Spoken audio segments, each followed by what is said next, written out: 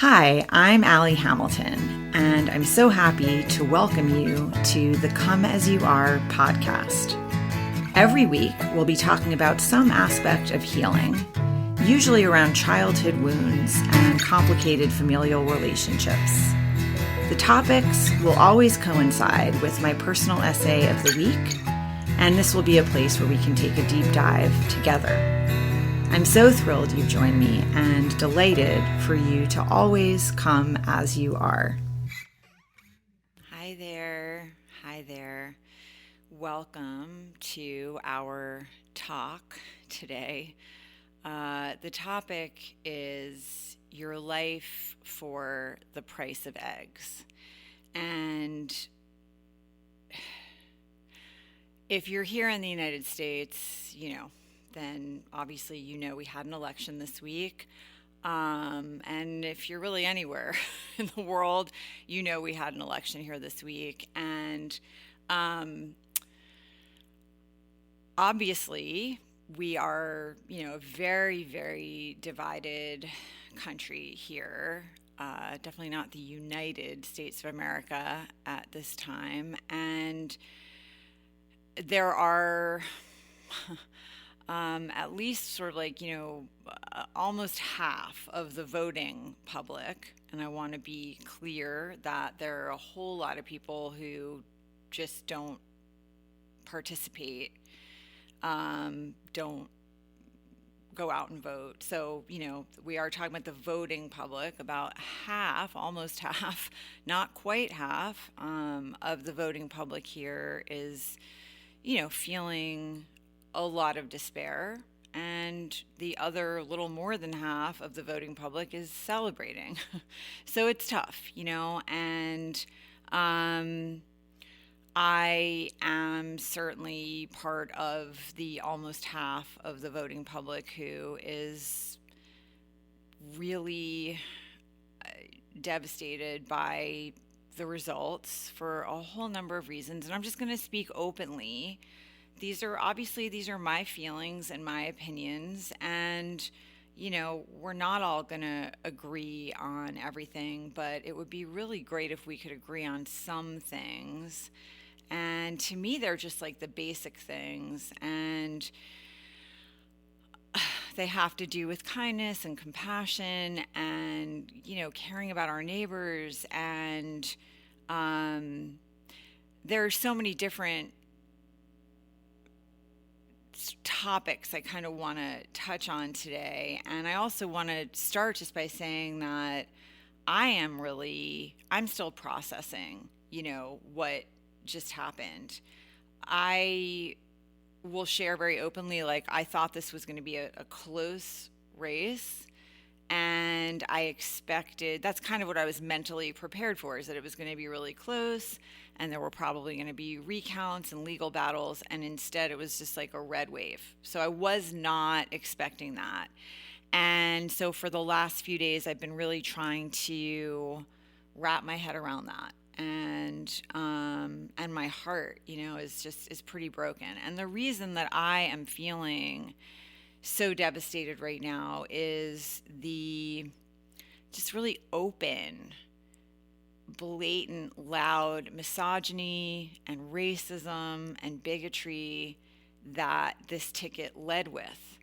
And I understand, I've heard from some people who are conservative and who voted the way they voted for a whole bunch of, reasons that are not that they're misogynists, but, or they don't identify as racist. But the problem here, or they're not, they have no problem with same-sex marriage, or they're not, they didn't vote against that. They voted because they felt like certain policies or what they wanted, or, one woman said to me, I was a Democrat for a really long time, but when we were mandated to get vaccinations, they lost me because, that's so hypocritical, my body, my choice, but not when it comes to vaccine. I mean, there's a lot of people you know, that voted for all kinds of reasons that have to do with self-interest and what made sense to them and what they think is good for their family or their, but for me, I guess the problem is you really can't separate yourself from the rhetoric of this campaign, and it wasn't just rhetoric, you know. And that's where I'm really that's where I am having a very tough time because, look, I understand we might have different philosophies about a lot of things. Like the old school Republicans that I grew up with, right? There it was like small government, small federal government, and let the states do what the states want to do. That was kind of like the basic premise. And, I grew up in New York City, and I can tell you, like when Reagan came in, I very clearly, one of the things that happened is he cut funding for rehab centers and like across the country and was like, the states can do it.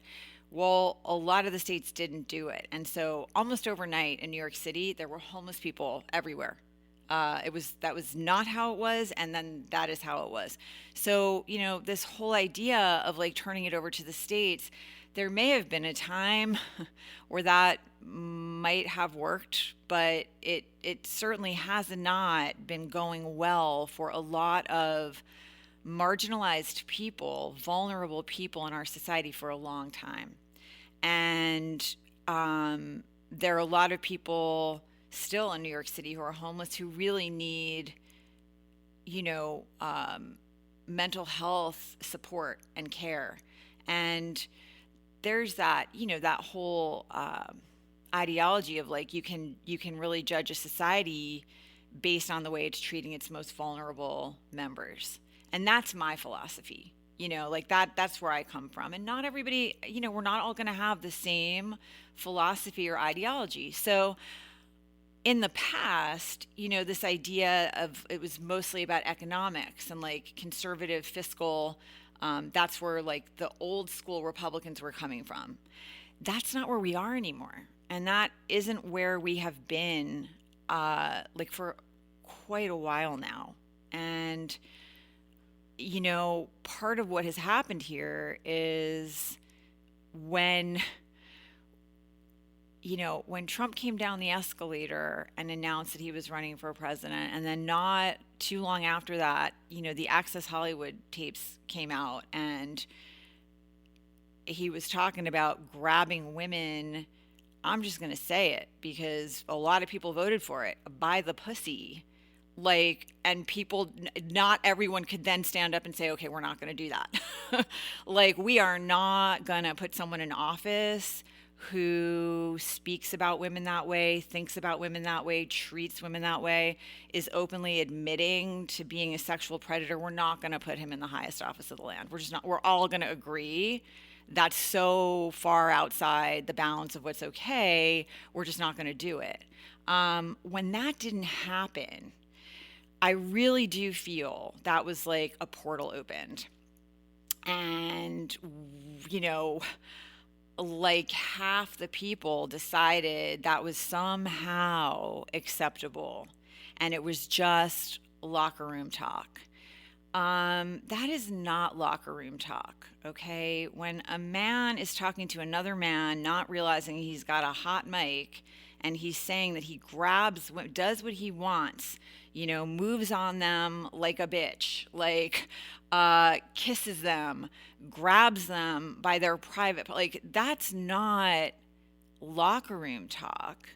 That is someone saying, I grab women and do what I want to them. And I really don't understand how we couldn't all agree that was unacceptable, because it's unacceptable. So I think what happens when you start to normalize things that are not normal is like it's Pandora's box. And that's where we've been for the last, I don't know, 8, 10 years, 9 years in this country. Alternate facts, like that became a term, and that's not real. And like, I saw a quote yesterday, and I'll have to look it up and put it in the somewhere in like underneath the podcast or in the comments or whatever. But it was basically like,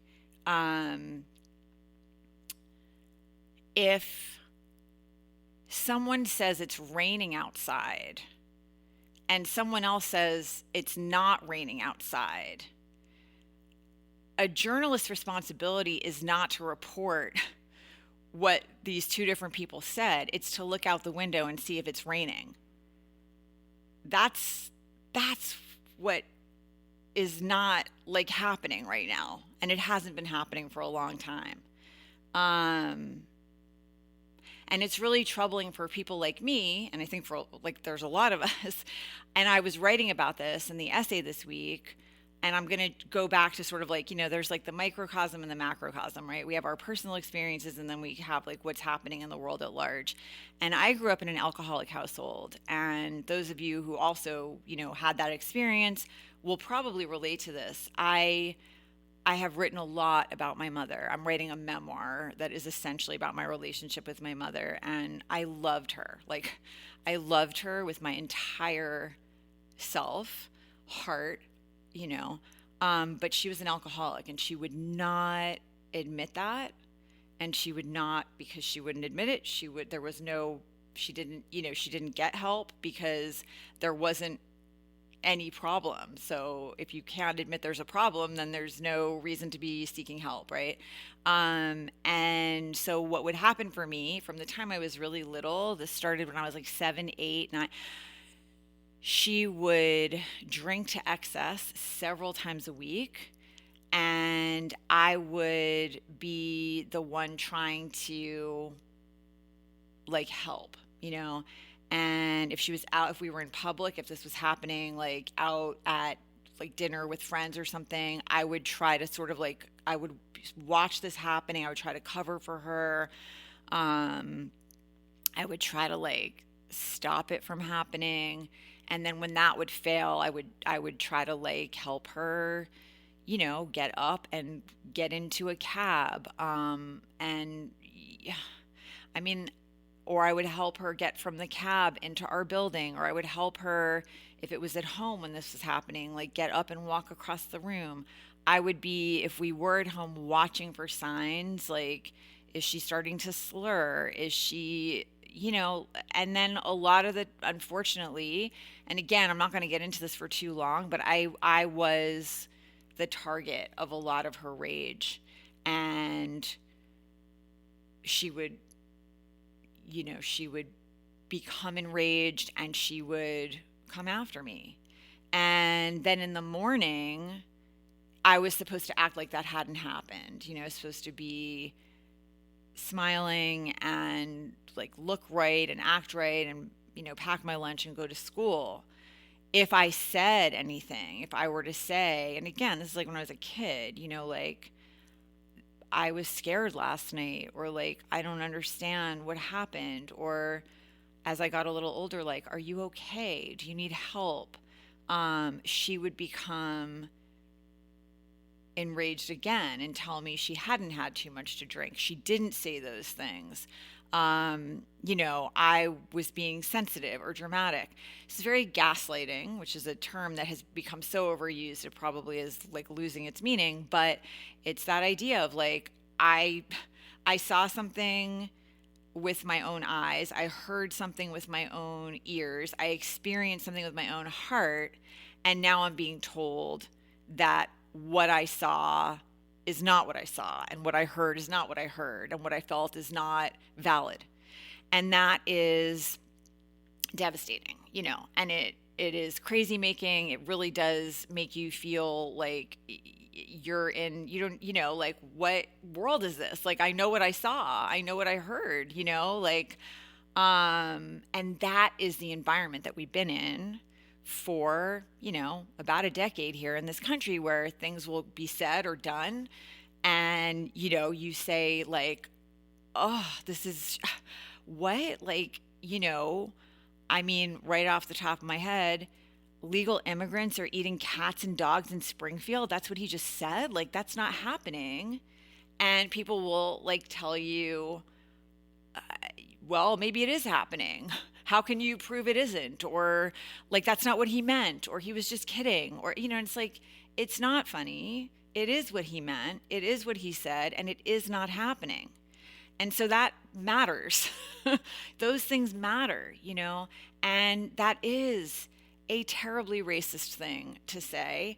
And it has real life consequences for people.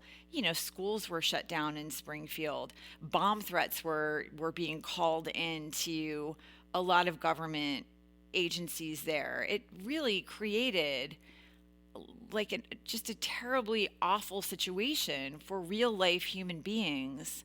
And it always does. That's the part of this that really, I think, is irreconcilable.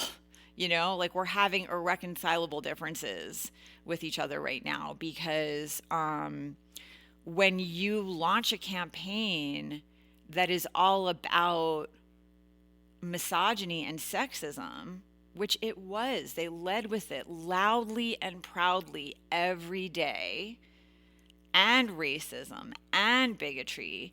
Like when you lead with that stuff and you're talking about it and you're saying like childless cat ladies are ruining the country, and women should stay in abusive marriages for the sake of their children, and postmenopausal grandmothers, that's the solution to affordable childcare. You got to get your mom or your mother-in-law to come and help you with your children. That's the solution.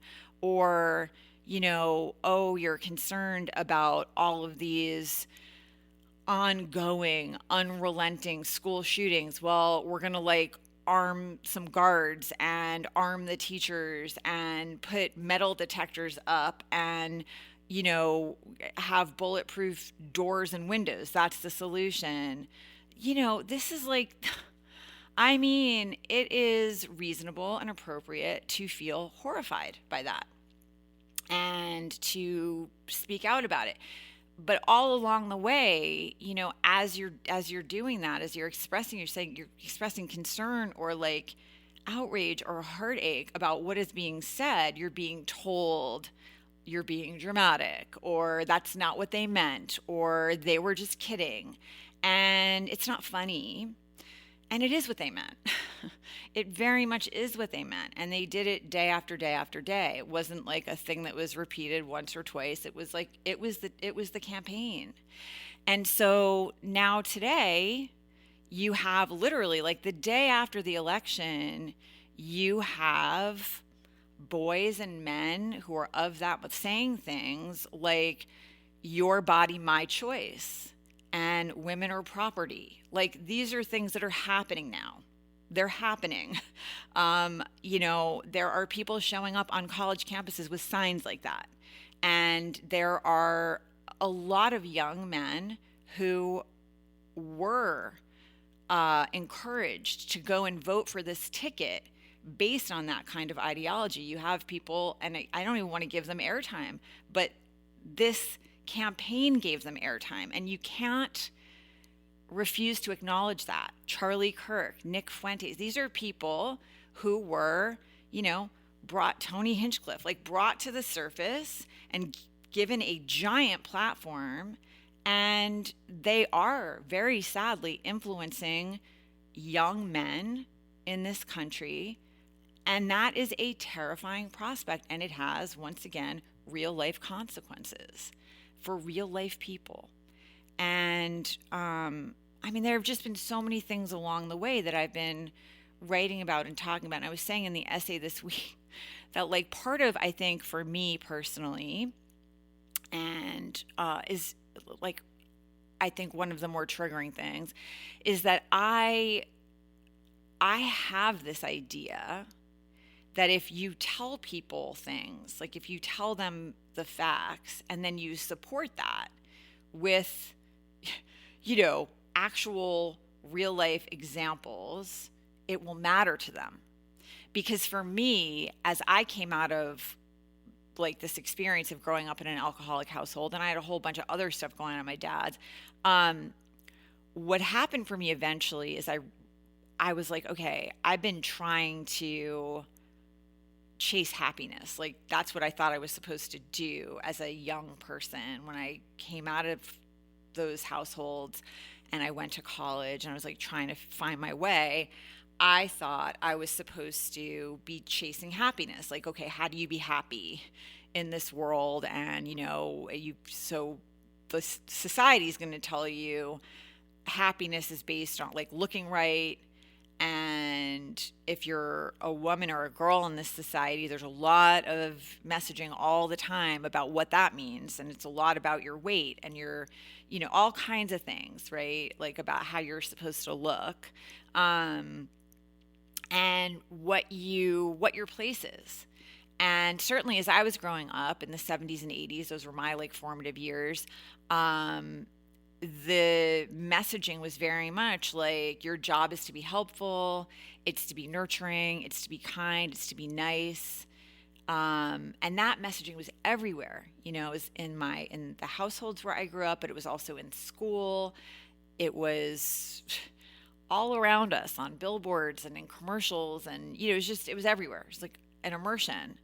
And I have a very alarming number of male colleagues.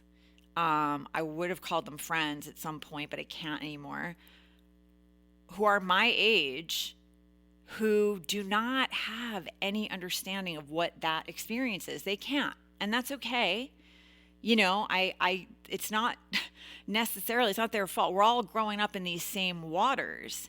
It's just that, one would hope, and certainly I would hope, at a certain point, you would look around and realize, like, oh, or at least try to put yourself in those shoes and understand what that's like to be in a society that's telling you from the time you are tiny who you're supposed to be, how you're supposed to be, how you're supposed to look, what your job is, where your value lies, and it is all about like being nurturing and being kind and being giving and being polite and being a good girl. And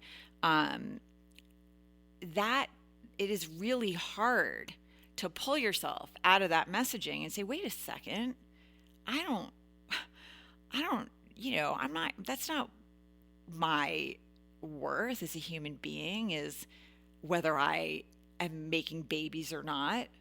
Thanks very much to our soon-to-be vice president. Like, that's not my only value here. I may not be able to have babies. I may not want to do that. I may not, like, there's just, that's not the entirety of my value here as a human being. And, it's a painful thing to finally realize. And then I've written again about this too. I had so many experiences growing up that I, as a grown woman, thought, well, a lot of it had to do with the fact that I was like a latchkey kid growing up in New York City, Gen X, on my own a lot, like going around New York City. And that's why all these things happened. I was, I don't really want to spend a lot of time on this either, but I had, like men would expose themselves. It's like happened when I was 8 years old in Central Park when I was with my art class, in elementary school, 3rd grade. And when I was 10 on a public bus, guy, kind of like looked at me, smiled at me, and then looked down in his lap. And when I looked, he had, he was exposing himself to me like it was some kind of secret between, these things were happening all the time. When I was 13, I got grabbed in a stairwell on my way to ballet. And that was the first time somebody physically grabbed me and put his hand over my mouth and told me to just not move. And I got away that time. I fought.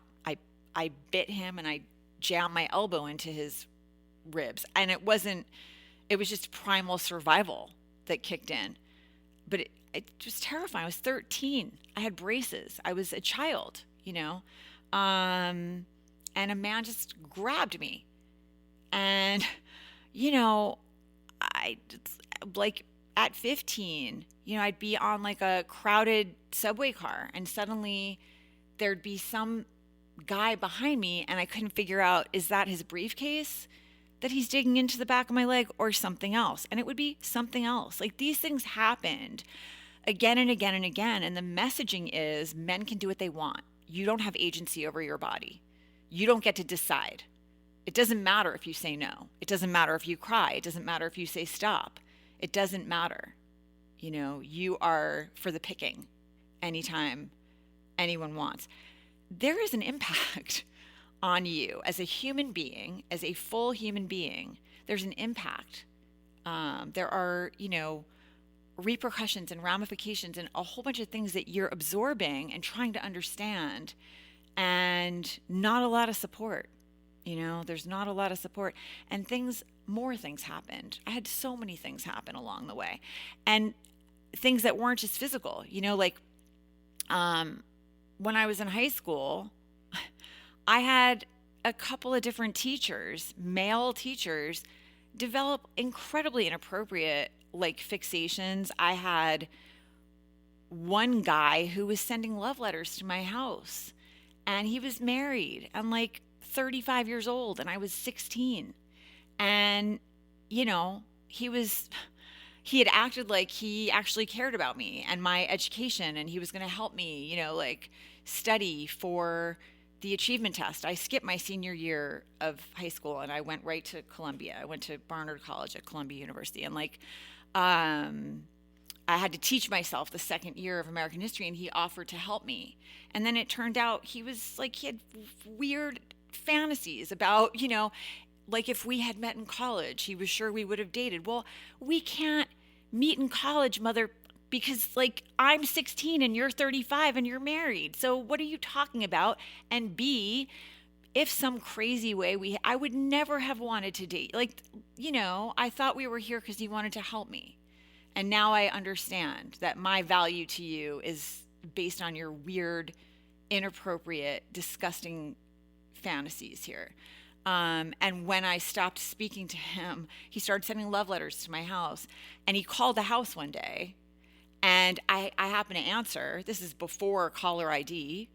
And when I realized it was him, I said to him, you need to stop sending letters here and calling. If my mom finds out, you're going to be fired. I'm worrying about him. I mean, I was disgusted and upset, but I was also worried about whether he was going to get fired or not, because that was the programming. And I don't know if people can ever understand fully, right, what someone else with the programming and the messaging. I will never, no matter how much empathy I have and rage, I'll never know what it's like to grow up as a black woman in this society, a black girl in this society, or a brown girl. I won't know that because I haven't had that experience. I can imagine, given what I've gone through, but I can't know it. But you would hope men would care and try in the same way that, I would try, and I do try, to understand what it's like for people with less power even than I have had, what that's like, and to want to fix that and change that. You would hope that everyone who's got more power is looking next to them, behind them, trying to lift people up. But you are sadly going to be disappointed many, many times, because it doesn't happen enough. It happens to some degree. And there are certainly men who care, certainly, but not enough. And even in the yoga community, I'm going to blast them right now. I have been so disappointed to see a lot of messaging from male yoga teachers Some of them are studio owners, some of them are not, but a lot of them are white male yoga teachers. Some of them are not, but they're male, talking about non-attachment, which is, certainly something that we're working on in the yoga practice, right? Is this idea like, I don't want to be attached to a particular outcome, that attachment leads to suffering, that the goal of a yogi is to not allow external circumstances to rule the internal life, right? To not be a victim of circumstance, to not allow the things that are around you to either like lift you way up or crash you way down. Well, allow me to say that's a lot easier to do when your life is not on the line, when your rights are not on the line. I am disgusted with the male yoga teachers in my community. I'm just going to come out and say it. I'm disgusted. And, most of them, not all of them. There's a very few that I don't feel that way about. But I mean, the large majority, thumbs down, fellas, you failed, like badly, because this was a moment to think about harm being caused, toward other people, and to stand up. That was your moment. That was your practice, was to jump in and say, wait a second, ahimsa here, right? Non-harming. Women and girls are being harmed right now. People of color are being harmed right now. I'm not going to stand by and be quiet. And because silence is complicity at this point. We're beyond, it's just like, you don't want to speak out? Well, I got news for you. I've lost all respect. And those of you that you not only like, are you not speaking out, but you're talking about non-attachment right now, you're like, we're done. I'm done. We're not friends. Like, that's it. We're not. Because you have shown a total lack of understanding about what this moment is. Your practice is nowhere. And that's it.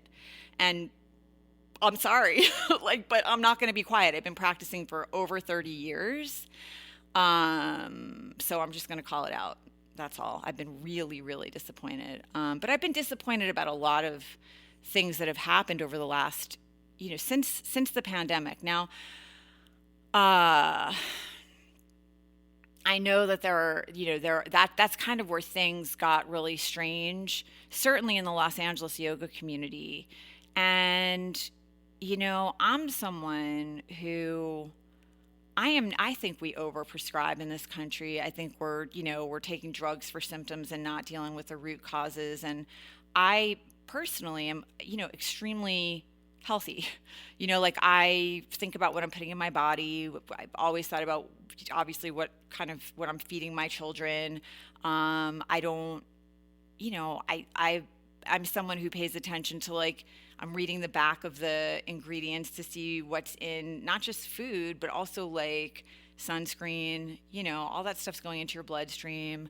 When my kids were babies, I was alarmed that there were 38 vaccinations in the first 2 years. And I worked with my pediatrician. First of all, I researched every single thing, and I slowed down that schedule. I just didn't feel like we needed to, put the hepatitis B vaccination in my tiny child. We could hold off on that one. I took my time and really didn't just accept the status quo of what the schedule was and all of that. But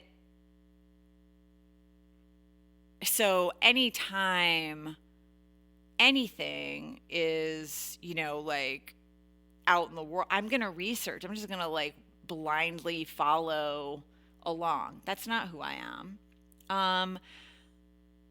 But we all need to be able to recognize there have been diseases like polio, for example, smallpox, measles, things that have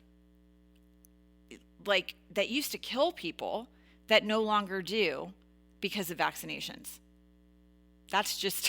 that's, again, we're going back to like facts. You can look at this. You don't have to, I think that's the part that is so frustrating and disheartening, is like these things are just readily, you can just go and look and you'll see that it's irrefutable that we had these diseases and we have essentially eradicated most of them, except now they're coming back because people are opting out of a lot of vaccinations. So what happened during COVID is that a lot of the LA yoga community started to follow people like RFK Jr. Now, sometimes I wonder about the fact that like I grew up on the East Coast, so in the 80s, it was widely known that Donald Trump was not a good human being. No one was confused. No one in New York was confused. And same thing with RFK Jr. Like, we all knew what was happening there, and it wasn't good. It wasn't pretty. So for me, when he started to like rise as like someone people were following, I was like, the same way I was holding my head when that happened with, Trump coming down the escalator, which I laughed when he announced his run for office. I was like, I scoffed. I was like, well, that's hilarious. Like, that's not going to happen. That's because I knew about all this stuff. My dad's third wife, is an architect, and she and her firm worked for him and got badly screwed. They worked for him for over 2 years. They had a contract. He paid half up front, and when they finished the job, he would not pay the other half, and he put them out of business. And this was not uncommon. This is what this person has always done. He and his dad had all these court cases, the DOJ, because they were making it 4 times harder for Black families to rent apartments in their buildings. And this was a practice. It was, they had like their managers were trained to understand that's what they were supposed to do. These were widely known things. There was the Central Park Five. This man took out a full-page ad saying that these boys should be put to death. They were like 14, 15, and they weren't the guys.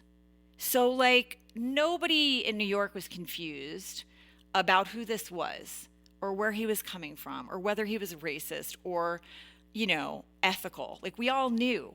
But because of The Apprentice, a lot of people had they bought the persona and they bought the, the reality TV, like whatever, I mean, even the people who worked on that show talked about how they had to like rebuild the set because his actual offices were run down and gross. They had to build his conference rooms and stuff. Those were not actually his conference rooms. They had to go and create sets because his actual conference rooms and offices were shabby. It's like it's all smoke and mirrors, and what it is covering is it's just a deeply unethical, just a person who lacks empathy and always has, so, and there's the same thing, like RFK Jr. is a person at 60. Okay. This is not like he did this when he was 20. When he was 60, he put a dead bear cub, he saw a dead bear cub on the side of the road, and he pulled his car over and put that bear in the back of his car and took pictures, and then took this dead bear cub and left it in Central Park as a prank. That's not normal, okay? It's not funny. It's not normal. It's not like good judgment on any level. It is like it's scary. It's not a normal, funny, that's nothing. There's nothing good about that. It cost the city, so much money, resources, a couple of, I think it was joggers, might have been a couple of women that were walking this, saw a dead bear cub in Central Park. And as you can imagine, like, you're thinking, how is this bear cub here? And is something terrifying? Like, are we having bears, come down from, Westchester? Like, how did this happen? Upstate New York, like, bears do not come into New York City. So they don't just kind of like shrug their shoulders and take the bear cub and, dispose of it. They try to figure out what happened. And that costs money and time and energy and resources, teams of people trying to understand how this could be. That's not funny. That's not normal. This is a man who cut the head off a whale and bungee corded it to the top of his car and drove his kids across state lines, like his daughters, talking about that. So yeah, no, that's not a person whose opinion about anything is an opinion I'm going to take seriously. And the thought that he's going to be like, set wild on health is terrifying. So there's a line somewhere between like just blindly accepting big pharma and, taking whatever and not researching and not thinking, and following someone who is just not mentally well. That's really scary. And that's kind of like where we are. And you say things like this, you point things like this, and people are like, well, that doesn't mean what you're saying it means. So he, like he put okay, I didn't even know about the bear cub. Well, I'm telling you about the bear cub. And here's an article, and here are like multiple pictures, and here are the words coming out of his mouth trying to explain that story. So you don't have to take my word for it. This would happen. So it's like there's a lot of that stuff that's very painful to understand. Where you're just sort of calmly saying like, hey, look, here's some things that happened, and here's the evidence to back it up, and here's the person himself saying it out of his mouth, and it doesn't matter.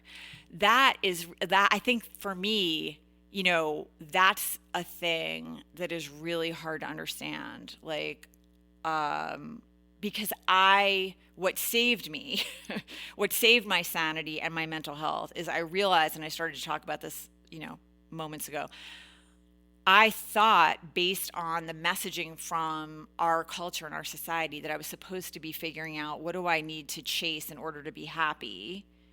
And if you listen to the culture, the answers are like, you got to look right, you got to find a partner, and you have to figure out a way to make a lot of money. If you can do those things, if you can make a lot of money, you can have a good partner, and you can look right, then you'll be happy. And of course, if you kind of like follow along, and I'm oversimplifying a very little bit here, like I did all that stuff, right? I starved myself. I like tried to figure out, okay, this is what I'm supposed to do. Like, this is how I'm supposed to look in order to have value in this society. It's all about the male gaze because men are in control of, they have the power, especially as I was growing up, and even still, like, let's not get confused here. Just look at the number of women in government. Look at the Senate, look at the House, look at like just take a look, and you'll see it's still incredibly, it's a tiny percentage. So, it's men who are running this messaging, the advertising companies and all of it. And so you're getting that messaging. And so I did all that. I tried to look right. I certainly had disordered eating. And some of that was also coming out of the households. There's more to it, but you're, and then, trying to find the right partner. And that wasn't going well. And like, none of these things were making me happy. I was like, okay. And I went to Columbia, I graduated. Like, I've gone to the good schools. I've done the, like, I've starved myself. I've done all the external things I'm supposed to do, and I'm still not happy. And I realized at a certain point, two things that really helped me as a young adult. One was searching for what was true was going to make me happy. In other words, being able to say clearly, no, my mom is an alcoholic. It's obvious. She does need help. She did say these things and do these things. And all of my feelings around that are legitimate and that is real. That gave me a tremendous amount of peace and ease, as painful as it was. At least it was real and it was true. And the second thing is that I realized at a certain point, the more I spent my time and energy trying to help other people, the happier I was, the more fulfilled I was. Happy is a funny word, but the more that I felt like my life has meaning and I have a purpose here, and I can feel satisfied at the end of the day that I used my time well today. I used my energy well. I used my gifts well, and so I figured those things out by accident, by trial and error. It's like the deck is stacked against you to figure that out, because the messaging is not telling you that. The messaging is not saying to you like, hey, if you want to feel fulfilled and feel like your life has meaning and purpose, see if you can focus on some way that one of your strengths or a few of your strengths could be useful to other people, could be helpful to other people. That will make you feel really good. And connection is the gold in life, connecting with people is the best stuff we have here. That's not the messaging, and this idea for me, and I do think this is more of a personal thing because of growing up in an alcoholic household, and that sort of gaslighting, you didn't see what you think you saw, you didn't hear what you think you heard. That stuff is it's so crazy making that I think for me, being able to identify no, this is real. I'm seeing this and it is verifiably real. I think for me, when you're showing people hey, look, it's verifiable here, I'm backing up what I'm saying to you, and they're still rejecting it, that is I don't understand that, because I'm wait, do you not care about that? That's a real thing that was said or done. Doesn't that matter? And I think a lot of what I have realized in the last several months is for many, many, many people, it doesn't matter. I've been talking so much and writing so much about these restrictive abortion bans and the real life impact they have had on women and girls, not just in places like Texas, but Missouri, Tennessee. There are so many, Florida, there are places where the maternal and infant mortality rates have skyrocketed as a result of these bans. And I realized by accident, I realized, there are so many people, women, a ton of women too, who don't understand that a D&C is an abortion. They don't know that. They don't know that procedure, if you have elected to have an abortion, or there's a fatal fetal abnormality, or you are hemorrhaging because of a pregnancy-related emergency, an ectopic pregnancy, a miscarriage, it's a D&C that you need, or a D&E, depending on how far along you are in your pregnancy. So it's the same procedure, and the bans apply to everyone. They apply to women and girls who are seeking an elective abortion, and to women, young women who are pregnant, who wanted to be pregnant and are now having a very serious, life-threatening in many cases, fertility-threatening in many cases, pregnancy-related emergency. The D&C or the D&E, that's the procedure that is needed in order to, in many cases, save the mother's life. Otherwise, the tissue, sometimes in a miscarriage, it is not all cleared. That's when sepsis happens. So there are women and girls who have died, who should be here and are not. There's so many, there's what Kate Cox went through. There's Hadley, I'm sure you all have been, girls who are raped by their stepfathers or other family members and are now pregnant, and they're like 10, 11, 12. These are not normal times here. And so when I realized people don't understand, it's the same procedure, okay? And I really did. I had women writing to me in all caps, a D&C is not an abortion. And no one would ever say that a woman who's wanted to be pregnant and is having a miscarriage can't get the help she needs. I'm like, but that's exactly what's happening. And it is the same procedure. And here's the Mayo Clinic. Here are links so you can understand that it is the same procedure.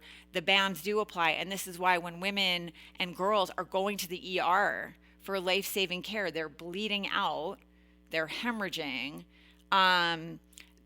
the doctors are afraid to intervene in these states with these restrictive abortion bans because they're not written well. And this is what happens when you, quote unquote, leave it to the states, turn it back to the states. This is what happens. You have mostly men legislating these laws, and they're written in a way that the doctors don't know, when am I allowed to intervene here? You're saying it's okay for me to intervene if the life of the mother's at risk, but you're not telling me specifically what that looks like. So does she have to have a major internal organ failing? Does her blood pressure have to have dropped to a certain level? At what point am I allowed to jump in and save her life? And because it is not specified, they're afraid, because in some of these states, these doctors can go to jail. They can lose their medical licenses. And it's no doctor should be in that position. The job that they went to school for 8 years is to save lives.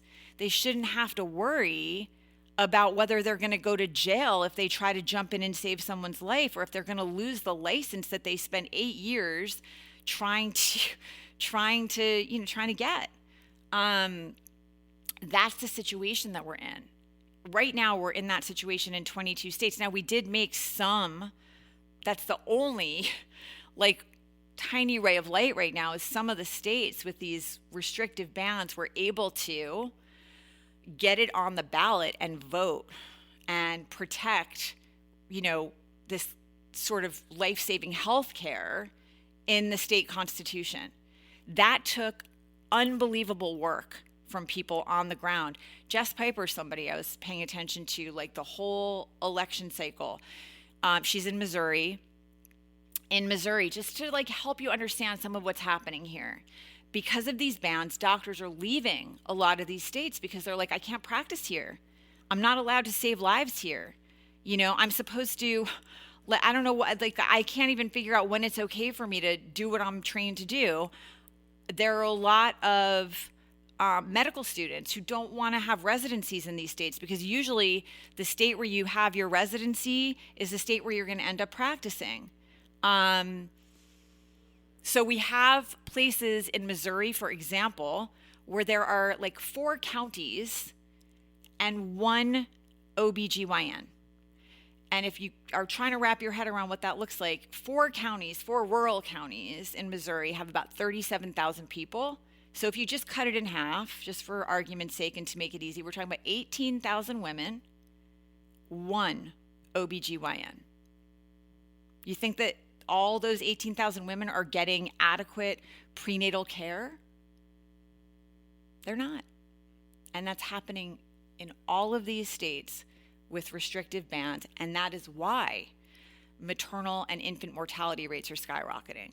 And again, I have spent so much time posting links. I mean, you can go back and look at the things I've been writing. It's right there for you, or you can go look at Jess Piper, or you can look at Jessica Valenti. Like there are people writing about this stuff and talking about it. So it's not like this information is hidden or people don't know.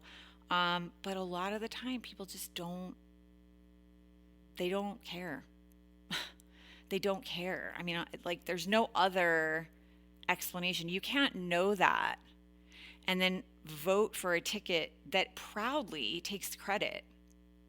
Trump is still to this day very proud for appointing Supreme Court justices who overturned Roe v. Wade. He asked them to do it. He appointed them and they did it. And he's proud of it. He thinks it's great that it went back to the states. 63%, pretty sure that that's correct, of Americans did not want that.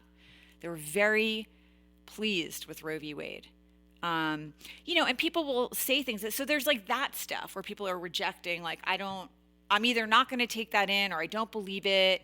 I had women saying to me, it's up to the states. The states voted on this. So you people in California, New York should just be quiet. Like, if women in Texas are happy with this and they voted for it, then you should just, like, not everybody has to agree with you. It's like, okay, so now we have to talk about like civics because nobody got to vote. Nobody got to vote. Like when these bans went into effect, that's not how it worked. Roe v. Wade was overturned. It got turned back to the states and legislators wrote the laws. No one had an opportunity to vote. They just went into effect. Doctors were bound by these new laws that had gone into effect and patients were affected by them and no one got to vote. And it wasn't until this election in some states where they were able to get it on the ballot. They don't even let you get these measures on the ballot in every state. Missouri had to fight like hell, That's when people got to vote. And if you go and look right now, you'll see in many of these states, many of them with the most restrictive bans, people voted no. In some of them, Florida, the restrictive ban stood because the governor there spent millions and millions of dollars, running a campaign. And even the way the things are written are not clear. But so you probably don't want to be pregnant in Florida right now. I got to tell you. But my concern, I'll go back to civics for a minute. So there's that. Like people didn't even understand that no one got to vote. People were saying Roe v. Wade was overturned under the Biden-Harris administration. So what are you talking about? I was like, right, because of Trump's Supreme Court justices and the Dobbs decision. Like people are not, either they don't want to take this information in or they're not paying attention to it or they don't care about it. They don't want to hear it. They don't want to factor it in. It doesn't matter enough. Other things matter more. And I think this is why the title of my essay was Your Life for the Price of Eggs, because over and over again, people were talking about the economy. And so many, people who are experts on this stuff, even in that area, were saying she's going to be better for the economy than he is. But a lot of people are just like not believing that and talking about grocery prices and not, they don't want to hear about COVID and, supply chain issues and extreme weather and the cost of fuel and how all of these things and corporate greed. They don't want to talk about that. It doesn't matter. It's like somehow like the president's supposed to control the price of eggs. And I was saying, as I was watching the results come in on Tuesday night, I was doing that with a couple of my friends who I was Zooming with two really close friends of mine, women who are in red states who were just devastated along with me. And, I at a certain point in the night, I said, I wonder if some crazy way when Biden stepped down, if he had somehow been able to negotiate and get the price of eggs down to like 99 cents a dozen and maybe also like baby formula and diapers, would we be sitting here? Would these be the results? You know, if he had some magical way been able to do that, is that what people care about? Do they care about that more? Is that worth more to people than the lives of women and girls in this country? And it's really hard for me to look at what happened and not come away feeling that. Because it's not just that, it's all the messaging from this ticket. And that's the part, you know, that personally, and I have really done soul searching about this, it's like, if I, let's say, you know, if the Democratic ticket had come out attacking women, saying the things that, you know, this Trump bans ticket was saying about women and girls, and this mass deportation thing, and, you know, we want mass deportations because illegal immigrants are poisoning the blood of this country. Can I ask you how you can hear that and not just absolutely say to yourself, that is so racist? That's such just a racist comment. I'm not saying that you have to want open borders. I'm not saying that. I'm just saying that sentence alone, that sentiment of illegal immigrants poisoning the blood of this country, do you understand what that is? Because to me, like, that's another deal breaker. If that's how you think about people, this country from the beginning, and listen, I'm not confused, okay? We came here, we took it. You know, we took what we wanted. We did not care about Native Americans living here. You can't teach American history and not talk about slavery. Like, and this is also part of what's happening, is that there's this backlash of like, I don't want that taught. I don't want my children being taught that, you know, this country was built on the backs of slaves and white people. Like, I don't want that being taught. Well, I'm sorry, but if we don't teach history, then we're kind of doomed to repeat it. That's what happens. So, and if we can't acknowledge, you know, we have a history here. If we can't acknowledge this stuff, we're really in trouble, you know? And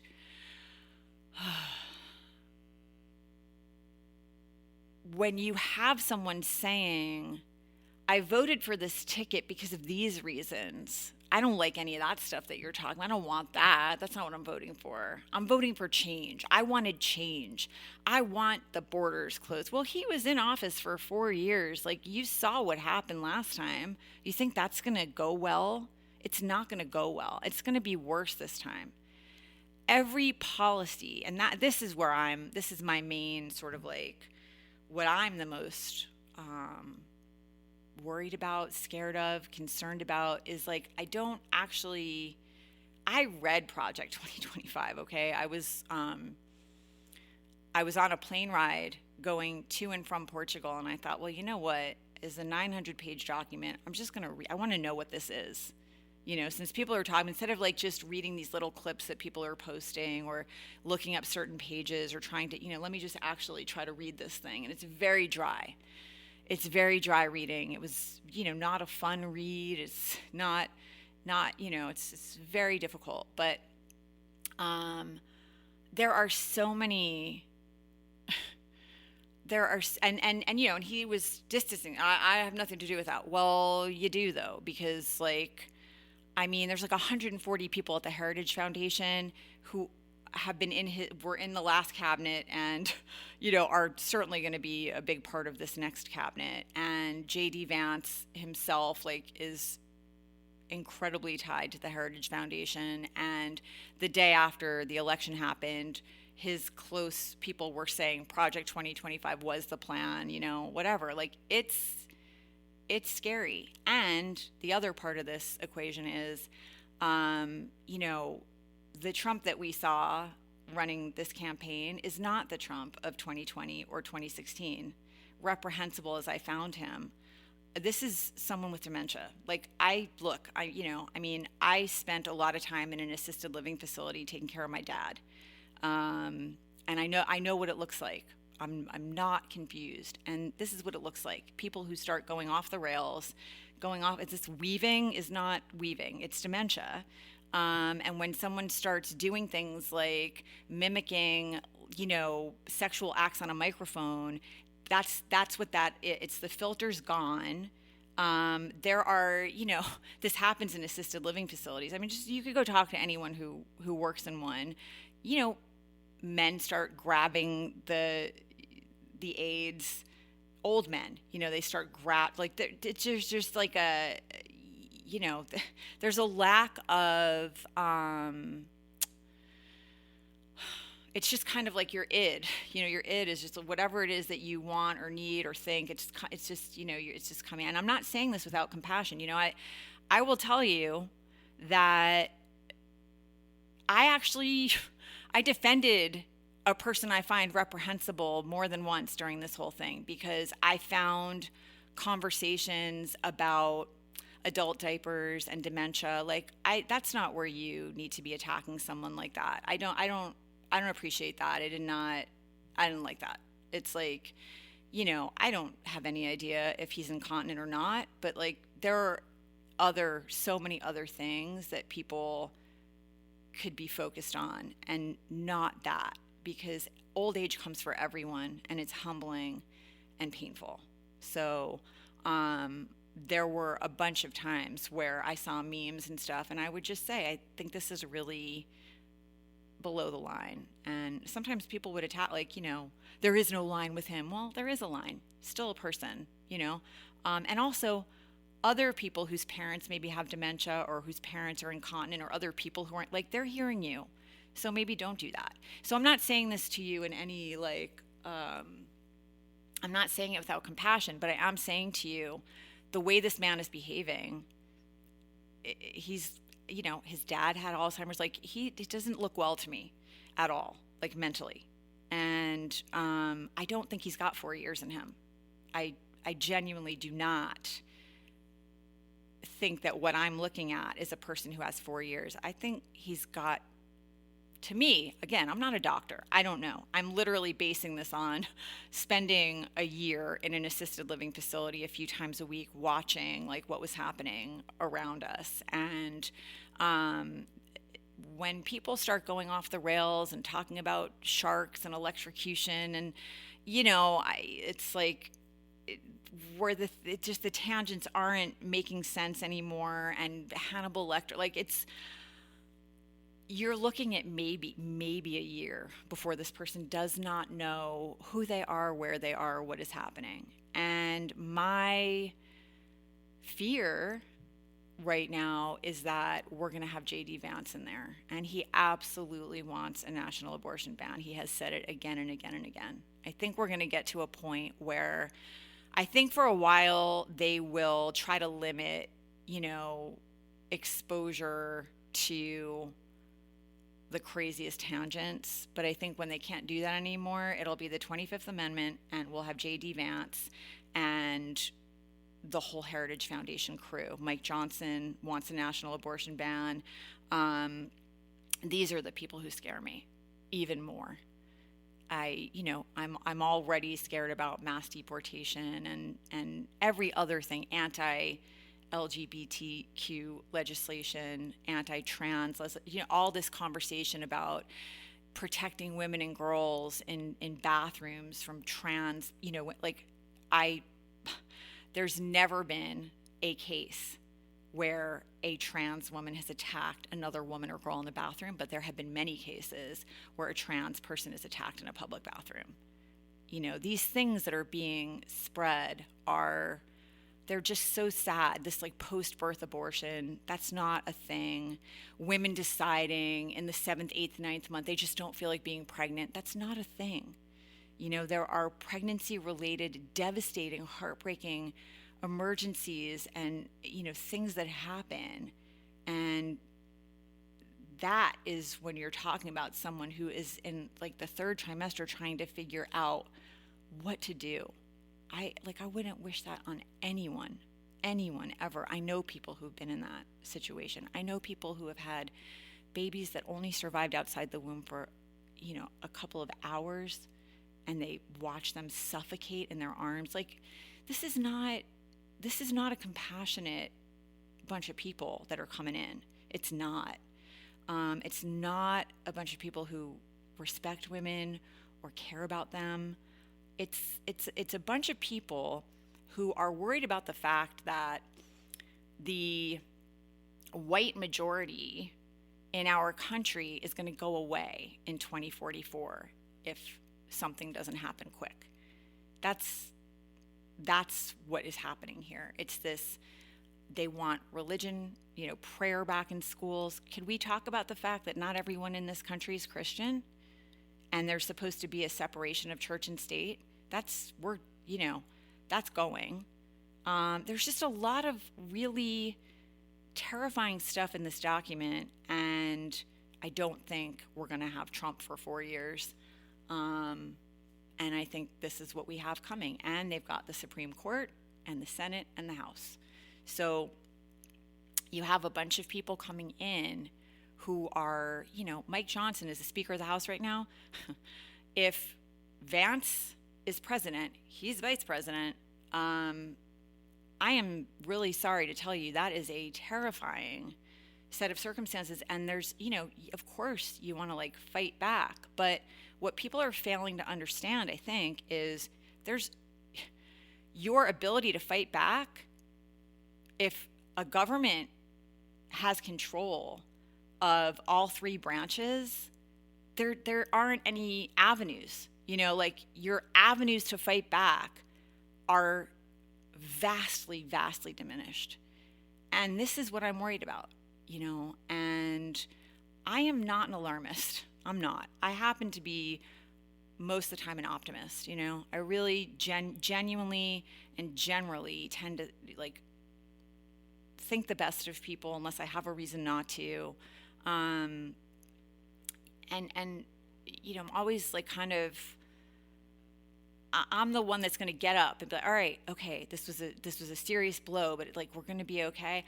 I'm really struggling this time because I can't, I don't think people understand what just happened. I don't. Even the people that voted for this, I don't think they really factored in or understood what these people want to do. And I think if they did, unless The Handmaid's Tale looks good to you, and that looks like a happy life, which I kind of doubt. It's that level of control, of misogyny, of racism. It's that level of bigotry, and I'm really worried for people in our country, even the ones who voted for this, because I don't think I don't know. Maybe I'm wrong, but I don't, and I hope I'm wrong. About a lot of this. I hope somehow or another, but there aren't people who are going to be around him now who are going to dial him back like there were last time.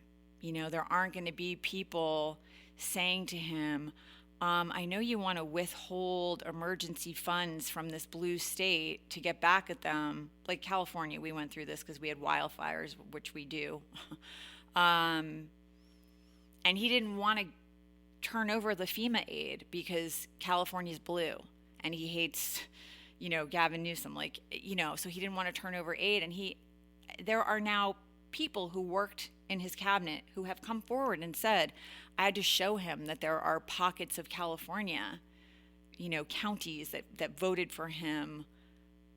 The majority voted for him. That is what got him to release these funds. That's there aren't even going to be those people there now. And he's already drawn up plans to use the federal government against his quote unquote opponents. This is unprecedented stuff. This is the stuff I am a student of history. I've always found that fascinating. I'm always interested in that idea of the microcosm and the macrocosm, what's happening inside an individual and what's happening like out in the world, and how these things are generally a reflection. And and then there were, I don't, I also want to say there were a lot of people who were like, I will not vote for her because of what has happened in Gaza. And they abstained from voting, or they voted for Jill Stein. And I mean, I just got to tell you, like, let's just talk about this for one very brief second. Jill Stein is, I think she's worth $37 million. She's got holdings in she and her husband, like mutual fund holdings to the tune of like $1 million in fossil fuels. This is not a Green Party person. She is personally benefiting from the XL pipeline that she pretends to oppose. Like, this is not a Green Party person. But whatever. So there are people who, and it's not like, look, I guess for me, I feel in my heart and soul, everything's going to get worse for people in Gaza and everywhere else now. So did not make sense to me. I understand. I feel like, yes, we could use a third party here for sure. And there are a lot of, it's not like I've ever been altogether happy with any candidate ever. I mean, I haven't. I don't want my tax dollars spent killing people. I don't want that. I don't eat meat. I don't want to kill animals. Like, I don't want that. That's not my philosophy on life here. But I think what just happened is guaranteed to make everything worse for everyone, everywhere. That's my belief, and that's my fear. So that's why that just didn't make sense to me as a good kind of protest vote, because I think more people are going to be harmed now, both in Gaza and everywhere else. So yeah, but ultimately I'm really concerned. I'm still processing what this all means, and I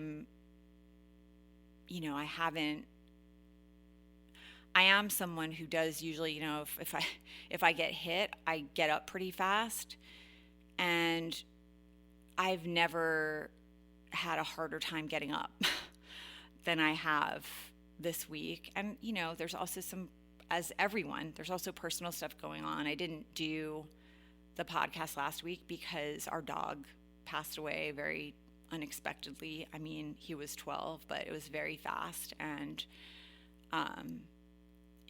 it happened on our living room floor. Like, it was heartbreaking. So it's just been a lot. Like, I'm mourning for my dog that I couldn't save. I'm mourning for this country. And I think that I know there are a lot of people who are, I heard from someone yesterday, and I felt really terrible. Like, she sent me an email and she said, I've been reading your stuff for years and I just unsubscribed because I'm a conservative woman, and I guess to you I'm garbage, in quotes. And she said she was exhausted from like defending herself. Like, people would say to her, how can you as a smart woman like vote for this? And I just wrote back and I was like, listen, I would never call anyone garbage. I wouldn't. It's like, I know that if someone is voting for this, they're just like seeing the same things that I am seeing and coming up with very different conclusions about it. But we all have like different hard lines and different definitions of things. And I mean, I had another person who used to take my class for years, and she was posting that, she's voting for Trump because he's a family man. And like, I really do think my brain might have like exploded a little. I was like, a family man? Like, I've heard a lot of reasons, but that is like what are you talking about right now? And she followed it up by saying he's had 3 wives and 5 kids. And I'm like, oh, okay, we have a really different definition of family, man. Like, I don't even know what to say, you know? Like, this man's cheated on every wife he's had, and he's been married 3. That's not my definition. And he hung out with Jeffrey Epstein and has said very horrifying things about his own daughter, you know? So, like, I just, yeah, I think that sometimes we can look at the same set of circumstances and come away with very different ideas and feelings about what it means.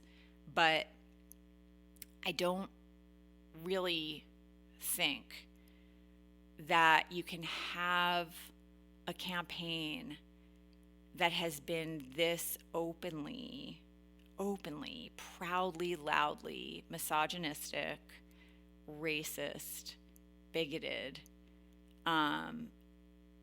vote for them and then say, I didn't vote for that, though. That's not what I was voting for. You know, it's like, I don't really think you can do that. I think you got to be able to say, I saw all that and other things mattered to me more. And I guess for me, I don't understand. You know, I don't understand how other things could matter more. And that's what I was starting to say before. Like, I really did give this a lot of thought. And if you flipped it and like Democrats were saying these, I would have definitely put country over party. And like, you know, it's not about party for me. It's about people and how we treat each other and what kind of world we want to have. And, you know, I don't want to be in a world, and some of the stuff that's in Project 2025 is very, they do want a national abortion ban. They do want to restrict reproductive care, birth control.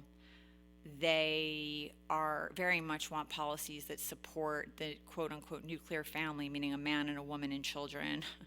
And they want to protect, maintain, increase the white majority. That is what it is. So, you know, maybe you voted for it unknowingly, but this is where we are. And I don't know. You know, I'm struggling to understand how so many people were willing to put this person in power, and all the people along with him who did not hide who they were, you know, who knowingly said, yeah, I'm going to do that. I'm going to choose that. It's tough. It's really tough to have been on the, you know, receiving end, because when you're a woman who feels the way I do, and again, there's about half of us, not actually, it's, well, I think 52%, 52 or 53% of white women voted for Trump. So, I don't know what to say, but I certainly, personally, could not vote for a person who spoke that way about women and girls, who is a sexual predator and an adjudicated rapist, and look my daughter in the eyes. I wouldn't be able to look myself in the eyes at the end of the day. So, you know, we all have, I guess, different hard lines or something. But I think those of us who just feel really heartbroken and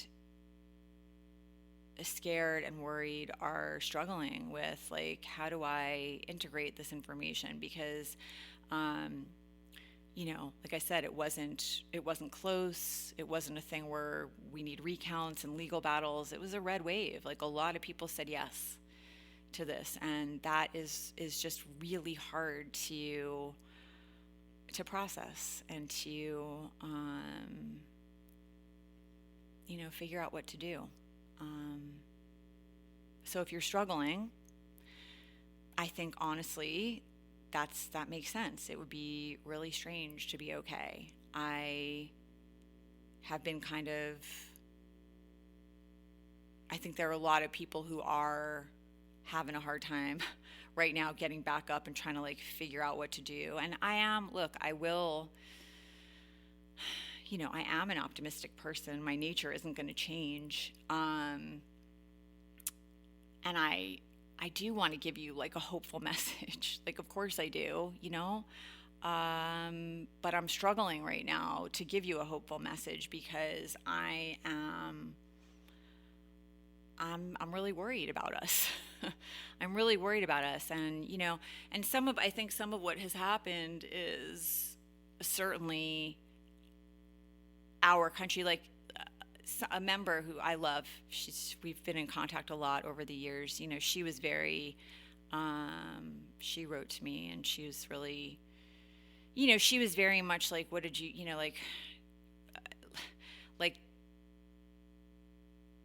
people in your country are not caring about all the death that you are responsible for.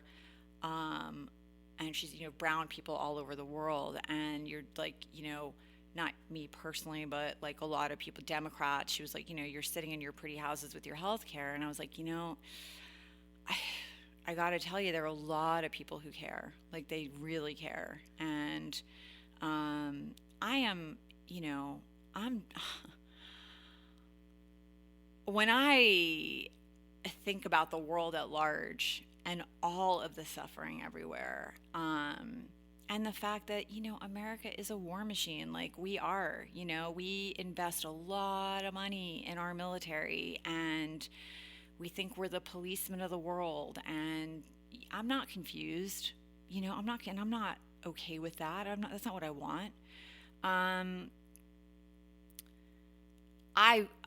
I wish there was some sort of reset button for the whole world, where we could just just start over, just start again, maybe go back to communal living and growing our own food and looking each other in the eye and trying to make sure there's a doctor in the group. I don't know, but I mean, we've gone way off the rails here, in my opinion. We've lost the thread. We've lost the idea that this is a miraculous thing, that we are on a spinning planet in one solar system, in a vast universe that is always expanding until it sort of maybe collapses back in on itself. But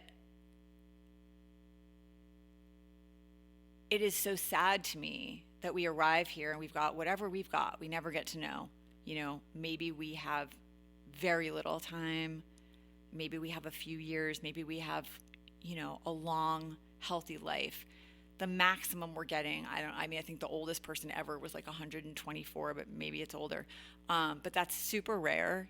Most people, if they're really lucky, my dad lived to be 96. That's a long, long life. My mom only lived to be 74. It's such a blink of time. And to be using your blink of time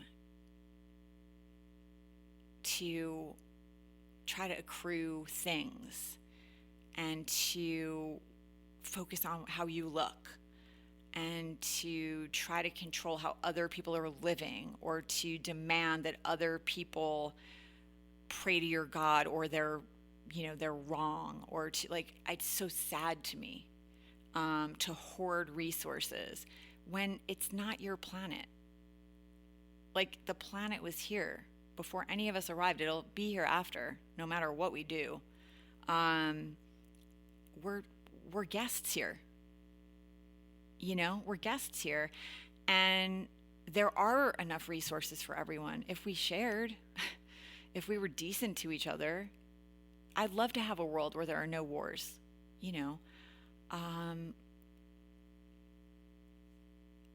This is the world we're in.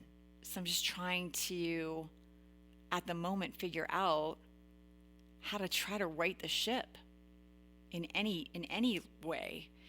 And by my way of thinking, this was absolutely not it. So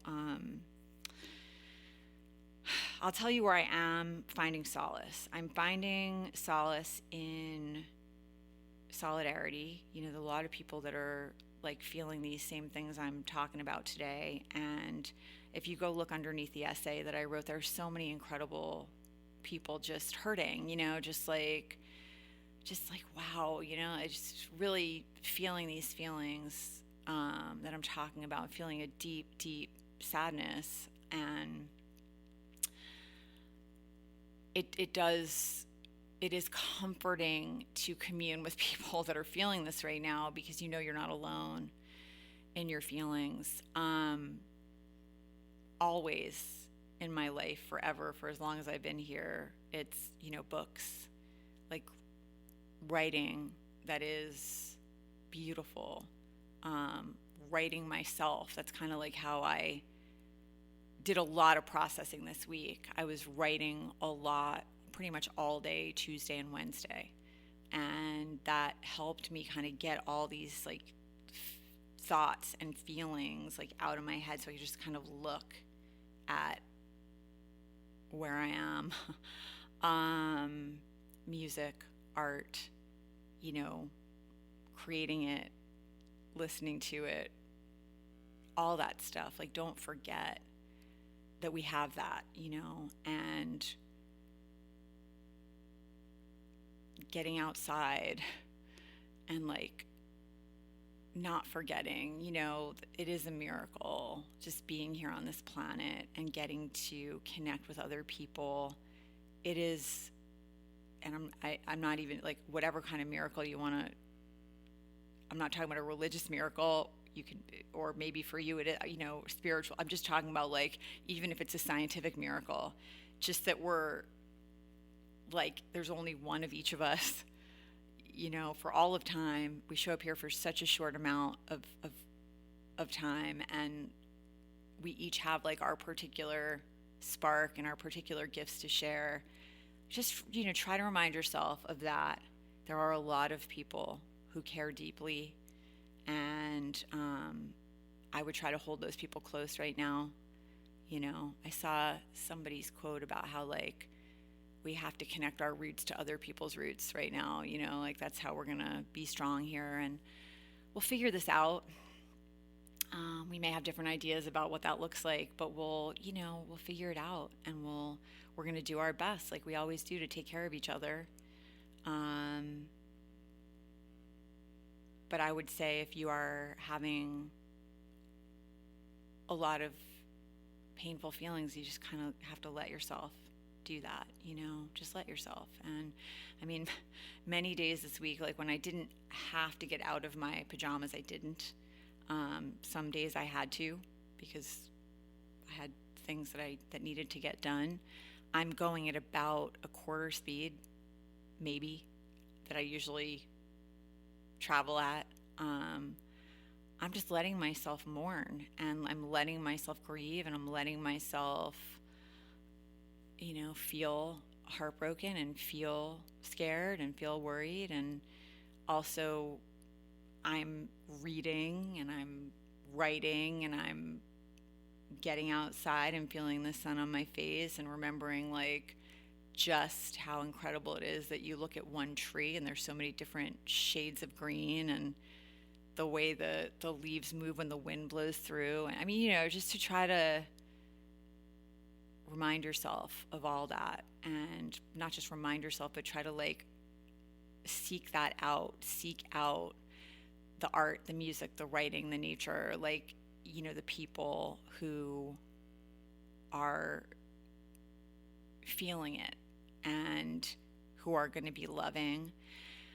I'm really not, I feel very, certain of one thing, which is I'm not going to let this man like live in my head for the next 4 years and take up all kinds of space. I'm not going to follow along day to day with what next horrible thing he said or did. I'm not. I'm going to read so that I'm informed and I know what's happening and I can take action if I need to and try to like help if there's any help, like in what ways, what that looks like and what can be done. But I'm not going to be watching, listening.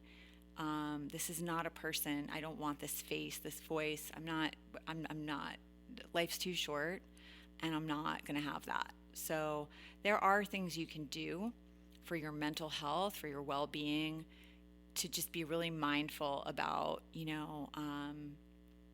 what you are taking in. There's only so much you can take in before it starts to be too much, and you don't need to allow this chaos maker, cruelty peddler. You don't have to let him, live, as they say, rent-free in your mind. I would really close that door and just see what you can do that's productive, helpful, kind. I think small acts of kindness are going to become even more important. And I think, we have each other and we really do need to focus on that. And certainly for me, every time I get on my mat and start moving and breathing, I'm like, okay. So do the things that are like giving you that feeling of like, okay, I'm sending you so much love. For those of you who feel differently, I want you to know, you can email me, we can talk, of course. I would never, ever, call anyone a derogatory, that's not what we do. It's like, if you want to have a conversation about why you feel differently, like, I'm always open. I've already said what my hard lines are. And I'm just sending everyone love. I'm sending everyone love. And try to hold on to the people who love you, and I'm certainly one of them. And see if you can participate in communities that are like-minded and, want the same kind of world that you're envisioning, hold on to that vision. Don't let anyone rob you of that, or of your own power to spread some kindness and some love, even when times are dark, and maybe especially then. And I really thank you for joining me. And I'm sending you a lot of love.